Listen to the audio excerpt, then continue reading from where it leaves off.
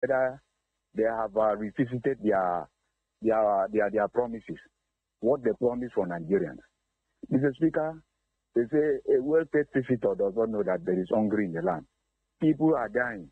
People are suffering. I don't know where we offended God that Nigerians should suffer this way, Mr. Speaker.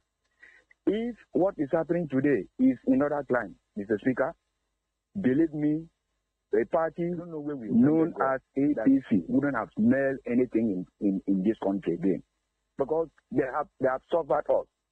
I don't know what the Nigerians, and here Nigerians, especially youth. Some time ago, Obasanjo, our Excellency, wrote letter to youth, directing them, telling them that you see a lot of youth following this type of people, Mr. Speaker. Let me just raise my case now there. Thank you. All right, many thanks for joining us. And just to respond to the last caller, well, we are not praying for a protest that will be like the magnitude or even worse than what we saw during the NSAS of 2020. Nigerians are not asking for that. I know we've seen pockets of protests where we are hoping and praying that these issues will be addressed before they spiral out of control. We do not want to see a repeat of Nigerian souls being lost and wasted for things that could have been done had the government been proactive in addressing the situations. Hello, good morning. Welcome to the plenary. Good morning, Mr. Speaker. Good morning. Yes, I'm Pastor Edith calling from Ita. Please, I want to talk on the issue of this network not being available for transfers. Though we are talking about cashless economy and electronic banking. I think sometime last year, the network providers, they were trying to tell us that banks are owing them a huge amount of money that run into billions of naira for the service they have been giving to them. Have we found out whether banks have paid this money to those people? Or is it why they withdraw their services? So we cannot just be, groping in the dark. When the issue has not been dealt with, let us find out from banks. Have you paid the money that these people have supplied you service with all these years? Because the network provider was shouting last year. Because it cannot be that we are talking about cashless policy and electronic banking, yet there are no networks. And then you go ahead and implement the policy. Let us find out from the commercial banks and then the CBN governor. What is going on?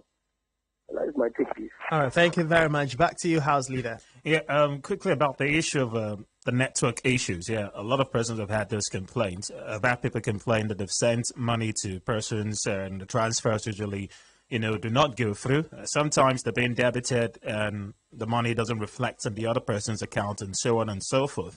I think the reasons why we're having those challenges with the networking, which is one area I have personally, berated the Central Bank of Nigeria for, because they've always told us part of these measures and these moves, as much as the biggest concern here was to target those who would want to truncate the electoral process through vote buying or vote trading, the other benefits attached to this is that the CBN wants to seamlessly see how we can, move into an era where the cashless policy will begin to take effect. So that's one area that should work on with regards to the networking. But the problem is the current setup we have in the country with respect to operations of banks is that we do not have enough of the services to cater for the welfare of millions of Nigerians.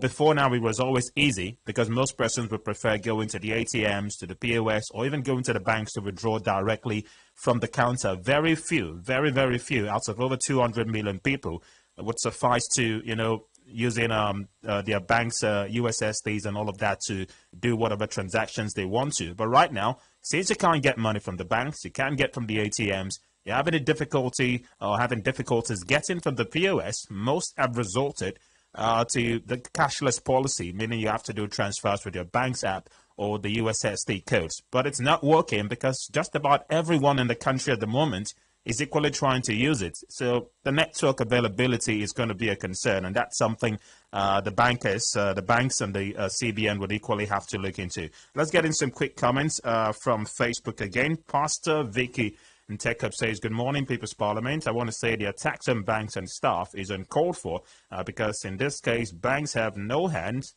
with the new naira note, rather the CBN. So the protest should go to the CBN and the governor. All right. It says for the NNPC, these people want problem in this country, but God won't give them the chance. Aya Ikpeyon says, good morning, Mr. Speaker. The way things are going in the country, the election may likely not take place this month. Okay, Obara Prince says, I see Nigeria moving from poverty to a wealthy nation in due time if we channel our grievances to the right direction. Interesting. And Basi Akbanze says, okay, let them give Peter Obi a chance, I beg. Okay, and quickly from this one, it's coming from Parliamentarian Okokun Nkweni. It says, good morning, Mr. Speaker. This is a revelation of the present administration, bringing suffering and hardship to Nigerians. We should all stand firm to vote them out of Asura come February 25. Thank you very much. All right, very much appreciate the House Leader for bringing us all the comment. And on this note, we'll just take a few more calls and then we call it a wrap on the floor of the House. Hello, good morning. Welcome to the plenary. Good morning, Mr. Speaker. Good morning, Parliamentarian. Good morning, the House Leader. Good morning. Yeah, let me still use this opportunity to appeal to independent petroleum marketers. I have seen they have tried their best because it's not easy for you to purchase a product as an investor and sell it on a loss cost. Because where they source the product, the prices of these products are high. So I would love them to still open their station. Open the station, sell it on any amount for us. We are Nigeria, we will buy it. For them to go to Cameroon to source for product, petroleum product, to sell for us, we will still buy it. To show how APC-led administration has failed the people. Though they are talking about the redesign of Naira and cashless economy, it's good. But the policy are at times somersault. How did you cope with a policy that is somersault? You need to be reasonable. You need to come out. How can you be a minister of petroleum and the same can be the president of the Federal Republic of Nigeria? Who will you question? Why would you, to talk about the effectiveness of such a ministry? So you see that at that point, Minister of State of Petroleum is doing his own job, while your ministry is lacking behind. The main ministry is lacking behind. The Minister of State of Petroleum is doing his job. So what am I saying in essence? I'm just appealing to independent petroleum marketers. Please, and please, they should not close the station, because if they close the station, they have already downside the economic growth or prosperity of Nigeria. And now I want to ask, what is the function of our legislature? Up till now, in the State Capital Assembly, none of the legislature called the Nigerian independent papers to at least question, ask, how can they help? Are you getting me? Right. What about the national? What about the National Assembly? So we are wasting our taxpayer money on those people. That's my concern. Thank you very much. Right, Representative. All right, many thanks, Parliamentarian Prince, for joining us. Very excellent issues raised there by the Parliamentarian. And that's how much we could entertain today on the floor of the House, which we had a lot of more times. But as we gear up to the 2023 general elections, it's about for us to be very much intentional in the things that we say, the things that we do, and who we decide to give our mandate for. Okay, plus possibly just take one last call. Hello, good morning. Welcome to the plenary. Hello. Good morning. Felix from Oyo. Welcome. Go ahead. Briefly, I want to complain about the level of charging in bank transfer is too much. Now, last week they gave me a text of 1,500 naira, 16 naira to they charge me. Someone sent money to me 2 times. Now, this week too, that was Saturday. They charged me 150 naira. Someone sent 147 times, but 2 people for my customer. 150 naira. Okay, that is the first time I experienced this kind of thing. I don't understand. If they continue like they'll go and withdraw my money. So I have the evidence here. 150 naira. I have not deleted that one. So please, they should break them for me, please.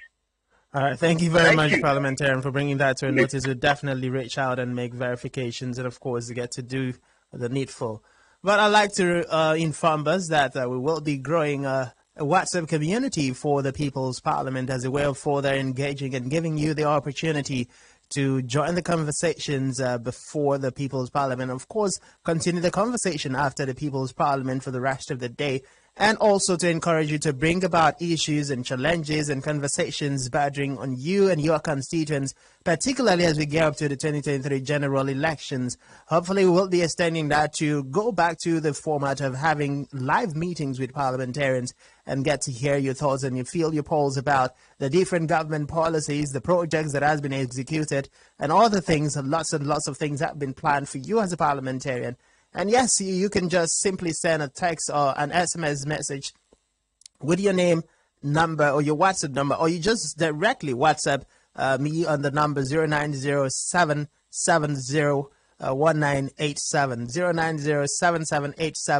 090777871987. That's the WhatsApp number that you're going to reach out to. Just send your name, your location, and of course, via your WhatsApp number to that WhatsApp, and we'll add you to the WhatsApp community. The essence is just to ensure that we get to hear everything about you and your constituents, and we get to reach a lot more interior communities. And yes, we know not many people, not everybody will always be on air 24/7, but with the WhatsApp community, we can be able to have a lot more force and growing community, which of course will consistently be on the increase.